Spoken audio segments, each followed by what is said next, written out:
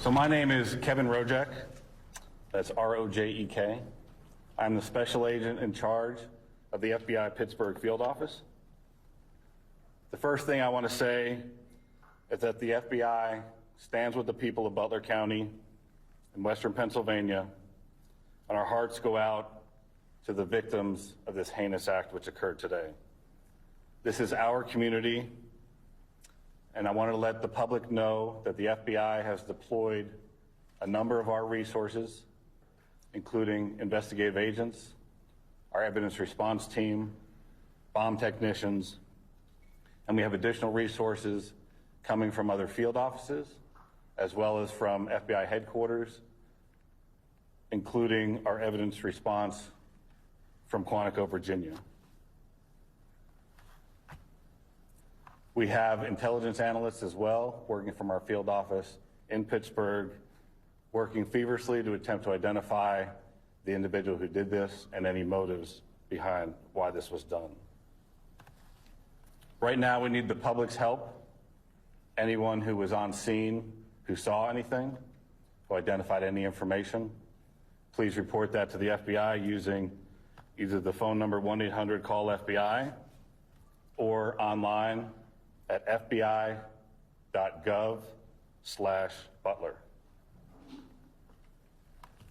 This evening we had what we're calling an assassination attempt against our former president, Donald Trump.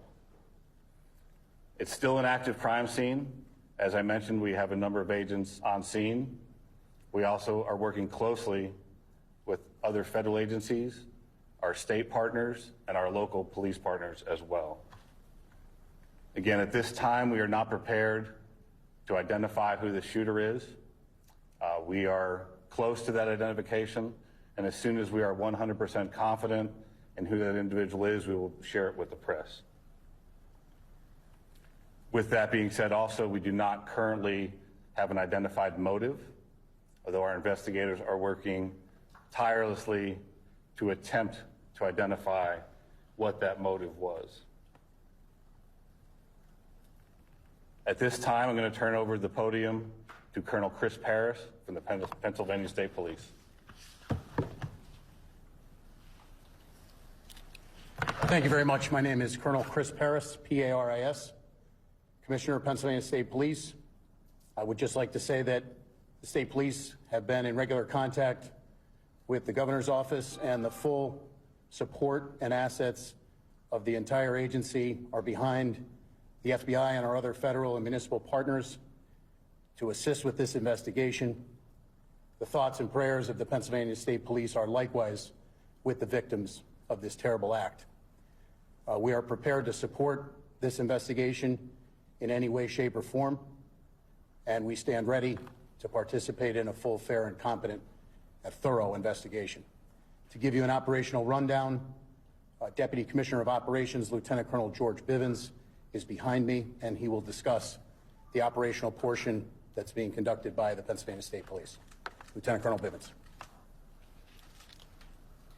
Good evening.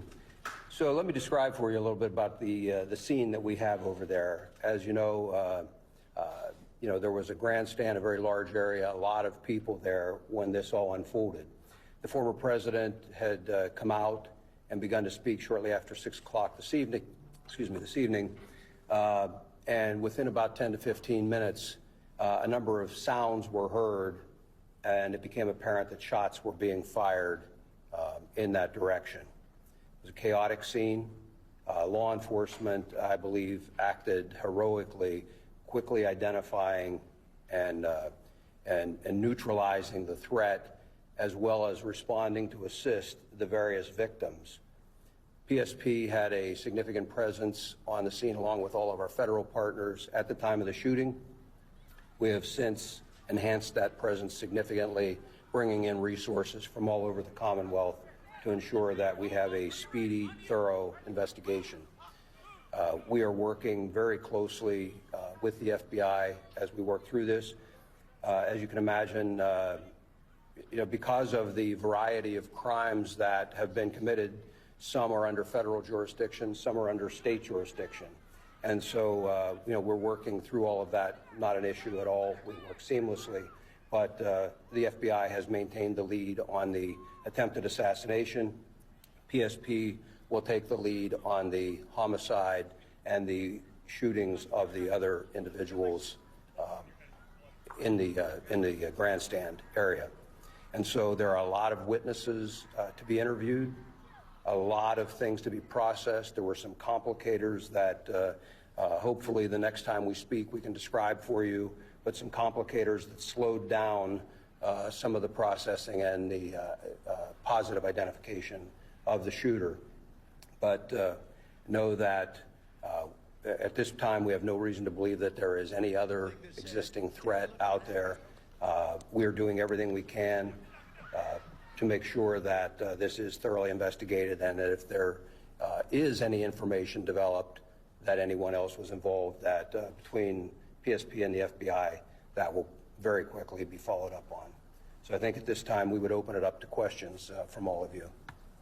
Was this a lone wolf attack?